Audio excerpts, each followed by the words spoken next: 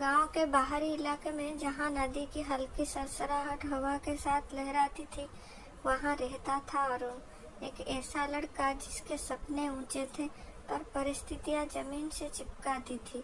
उसके पिता मछुआरे थे, दिन रात मेहनत करते, फिर भी 2 वक्त की रोटी जुटाना मुश्किल होता।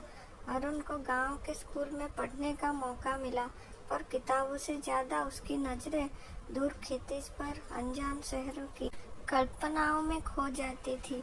एक शाम जब अरुण नदी के किनारे बैठा था, सूरज के डूबते हुए गोले को निहार रहा था, उसकी बगल में नाव चलाकर आए उसके पिता बोले, बेटा तू स्कूल छोड़कर मेरी मदद क्यों नहीं करता?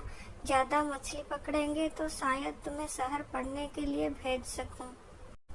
अरुण जानता था पिता अपनी जिंदगी के सपने उस पर थोप रहे हैं। उसने धीरे से कहा, पिताजी मुझे पढ़ना है। स्कूल में सीखी चीजें मुझे एक बेहतर जिंदगी दिला सकती है। मैं आपका बोझ नहीं बनना चाहता, बल्कि आपका सहारा। पिता ने बेटे की आंखों में जुनून देखा और मुस्कुराए। ठीक है बेटा, पर याद रख, सपनों को पाने के लिए मेहनत जरूरी है। अरुण ने सिर हिलाया। उसी रात उसने तय किया कि वह सुबह जल्दी उठकर मछली पकड़ने में पिता की मदद करेगा, फिर स्कूल जाएगा और देर रात तक पढ़ाई करेगा। उसकी दिनचर्या कठिन हो गई, मगर उसने कभी हार नहीं मानी। सूर्योदय से पहले नदी में, फिर स्कूल की घंटियां, उसके बाद किताबों का सहारा और रात भर जागकर पढ़ाई। उसकी मेहनत रंग लाने लगी। पढ़ाई में अव्वल, हर प्रतियोगिता में भागीदारी, शिक्षकों की तारीफें। गांव में अरुण चर्चा का विषय बन गया। लेकिन ये सब आसान नहीं था। कई बार थकान उसे जकड़ लेती, पढ़ाई छोड़ने का ख्याल आता, मगर पिता की उम्मीद और शहर का सपना उसे आगे बढ़ाता। दिन बीते, महीने गुजरे और अरुण अपनी लगन से गांव का हीरो बन गया। उसने ये साबित कर दिया था कि परिस्थितियां चाहे किसी भी हो, सपनों को पाने के लिए अटूट समर्पण जरूरी है। समय तेजी से बीता। अरुण की मेहनत और लगन को देखकर गांव के प्रधान ने उसकी मदद का फैसला किया। उन्होंने अरुण को शहर के एक प्रतिष्ठित स्कूल में छात्रवृत्ति दिलाने का बीड़ा उठाया। परीक्षाएं पास करने के बाद अरुण को छात्रवृत्ति मिल गई। गांव वालों ने खुशी खुशी उसे विदा दी। उनकी आंखों में गर्व और उम्मीदें झलक रही थी। शहर का जीवन गांव से बिल्कुल अलग था। ऊंची ऊंची इमारतें, तेज रफ्तार वाली जिंदगी, हर चीज नई और अचंभित करने वाली थी। लेकिन अरुण जल्द ही अपने को ढालने लगा। छात्रवृत्ति के साथ साथ उसे एक छोटी सी दुकान में पार्ट टाइम नौकरी भी मिल गई, ताकि वो अपना खर्चा उठा सके। पढ़ाई के साथ साथ अरुण ने सामाजिक कार्यों में भी भाग लेना शुरू किया। वो गरीब बच्चों को पढ़ाता, जरूरतमंदों की मदद करता और गांव के लोगों को शहर के तौर तरीके बताता। उसकी मेहनत और परोपकारिता के चलते उसे कई पुरस्कार भी मिले। दिन रात की मेहनत के बाद भी अरुण को कभी अपने गांव और माता पिता की याद आती थी। वो उन्हें हर हफ्ते फोन जरूर करता और उनकी खबर लेता।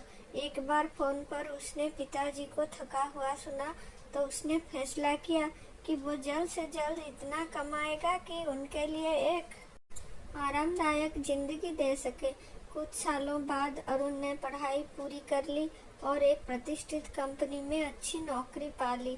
अब वो अपने लिए नहीं, बल्कि अपने सपनों और अपनों लोगों के लिए काम कर रहा था। उसने गांव के बच्चों के लिए एक लाइब्रेरी बनवा दी, ताकि उनके पास भी ज्ञान का भंडार हो। वो हमेशा याद रखता था कि उसकी सफलता के पीछे गांव वालों का प्यार, माता पिता का त्याग और उसकी खुद की अटूट समर्पण था। अरुण की कहानी गांव के हर बच्चे के लिए प्रेरणा बन गई थी। ये साबित करती थी कि चाहे आप कहीं से भी आए, सपनों को पाने की कोई सीमा नहीं होती। बस जरूरत होती है दृढ़ निश्चय और लगातार मेहनत की। तो क्या अरुण अपने सभी सपने पूरे कर पाया? क्या उसने अपने आप को साबित कर दिया? जवाब है हाँ। उसने साबित कर दिया कि परिस्थितियों से हार मानने की बजाय उनसे लड़ना जरूरी है। अपनी जड़ों को याद रखते हुए, सपनों की राह पर चलते हुए अरुण गांव का गौरव बन गया। कई साल बीत गए। अरुण अब एक नामचीन कंपनी का सीईओ बन चुका था। उसने न सिर्फ अपने सपने पूरे किए बल्कि दूसरों की सपनों को उड़ान देने का बीड़ा भी उठा लिया। उसने अपने गांव में स्कूल और अस्पताल बनवाए, जिससे वहां के लोगों की जिंदगी की तरक्की आई। गांव के युवाओं को रोजगार दिलाने के लिए उसने फैक्ट्री भी खुलवा दी। उसकी सफलता की कहानी पूरे देश में फैल गई और उसे कई सम्मान मिले। लेकिन सफलता के साथ जिम्मेदारियां भी बढ़ी। काम का बोझ इतना बढ़ गया कि उसकी निजी जिंदगी प्रभावित होने लगी। उसे शादी को भी काफी समय हो गया था, लेकिन बच्चे की किलकारी अभी तक उसके घर नहीं गूंजी थी। पत्नी अंजलि हर महीने गांव जाती थी, लेकिन अरुण के काम की व्यस्तता के कारण बहुत कम ही जा पाता था। गांव वालों का प्यार दुलार अब भी उसे खींचता था, लेकिन जिम्मेदारियां उसे बांध रखती थी। एक दिन गांव से खबर आई कि उसके पिताजी का स्वास्थ्य ठीक नहीं है। ये सुनकर अरुण घबरा गया। आखिरकार उसका सबसे अहम सपना, अपने माता पिता को सुखी जिंदगी देना, अधूरा रह गया था। वो तुरंत गांव पहुंचा और पिताजी के पास बैठा रहा। पिताजी की आंखों में न केवल बीमारी का दर्द था, बल्कि बेटे की व्यस्त जिंदगी का उदासी भी झलक रही थी। उसी रात अरुण ने फैसला किया कि उसे अपनी प्राथमिकताएं बदलनी होगी। उसने कंपनी में कुछ बदलाव किए ताकि वो ज्यादा समय परिवार को दे सके। वो हर हफ्ते 1-2 दिन गांव जाता और बाकी वक्त अपने काम और परिवार के बीच संतुलन बनाने की कोशिश करता। कुछ समय बाद अंजलि गर्भवती हो गई। खुशी के लम्हे के साथ अरुण को यह भी एहसास हुआ कि जिंदगी सिर्फ सपने पूर्ण करने से नहीं, बल्कि रिश्तों को निभाने, जिम्मेदारियों को संभालने से भी पूरी होती है। वो सफल सीईओ के साथ अब एक अच्छा बेटा, पति और जल्द ही पिता भी बनने वाला था। अरुण अपने कामकाज और परिवार के बीच संतुलन बनाए रखने की कोशिश करता रहा। हालांकि यह आसान नहीं था। कंपनी की लगातार बढ़ती जिम्मेदारियों और बेटी लीला की खुशहाली दोनों ही उसे पुकारते थे। एक और उसे लाखों लोगों को रोजगार देने वाली फैक्ट्री का सीईओ होने का दबाव था, तो दूसरी ओर गांव के बच्चों को पढ़ाने वाली लाइब्रेरी के स्वयंसेवक के रूप में सामाजिक दायित्व का बोध। एक दिन एक बड़ी विदेश कंपनी ने अरुण की कंपनी को खरीदने का प्रस्ताव रखा। रकम बहुत आकर्षक थी, इतनी कि अरुण आराम से रिटायर होकर सिर्फ लीला और अंजलि के साथ समय बिता सकता था। पर फैसला आसान नहीं था। उस रात जब बच्ची सो चुकी थी, अरुण और अंजलि बालकनी में बैठे थे। चांदनी गांव को नहा रही थी और दूर से बच्चों की हंसी की आवाजें आ रही थी। अंजलि ने उसके हाथ थाम लिया और बोली, तुम खुश नहीं हो क्या? तुम रिटायर होना चाहते हो? अरुण ने गहरी सांस ली और कहा, पता नहीं, पैसा तो होगा, पर मेरा काम और वो लाइब्रेरी, गांव के बच्चे। अंजलि ने मुस्कुराते हुए कहा, तुम्हारी खुशी ज्यादा जरूरी है, चाहे काम से रिटायर हो या ना हो। तुम उन बच्चों को पढ़ाना जारी रख सकते हो। पैसा जरूरी है, पर रिश्ते और सपने उससे भी ज्यादा मायने रखते हैं। उस रात बात करके अरुण को फैसला मिल गया। उसने प्रस्ताव तो स्वीकार नहीं किया, लेकिन कंपनी में कई बदलाव किए। कुछ जिम्मेदारियां बांट दी, डिजिटल काम करने की सुविधा दी, ताकि ज्यादा समय परिवार और सामाजिक कार्यों को दे सके। साल बीतते गए, लीला बड़ी हो रही थी, पढ़ाई में तेज थी और अरुण को गर्व था। लाइब्रेरी गांव की जान बन गई थी।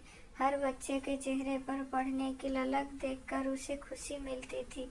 एक दिन सरकार ने गांव के नजदीक एक आधुनिक अस्पताल बनाने का फैसला किया, पर जमीन को लेकर समस्या खड़ी हो गई। गांव वालों की जमीन थी, पर वे अस्पताल के महत्व को समझते हुए भी उसे देना नहीं चाहते थे। तब अरुण आगे आया। उसने गांव वालों को समझाया, उन्हें उचित मुआवजा दिलाया और जमीन अस्पताल को दान कर दी। अस्पताल के बनने से न सिर्फ गांव वालों को बेहतर स्वास्थ्य सुविधा मिली, बल्कि कई युवाओं को वहां नौकरी भी मिली। अरुण की कहानी अब पूरे देश में जानी जाती थी। उसे कई पुरस्कार मिले, सम्मान मिला, पर उसके लिए असली खुशी उन चेहरों पर मुस्कान देखना था, जिन्हें उसने किसी न किसी तरह मदद दी थी। वो अब भी सीईओ था, पर एक जिम्मेदार और संतुलित सीईओ। वो जानता था कि सफलता सिर्फ पद और पैसा नहीं है, बल्कि अपने लोगों के लिए कुछ कर पाना, रिश्तों को निभाना और सपनों का पीछा करते हुए जिम्मेदारियों को पूरा करना।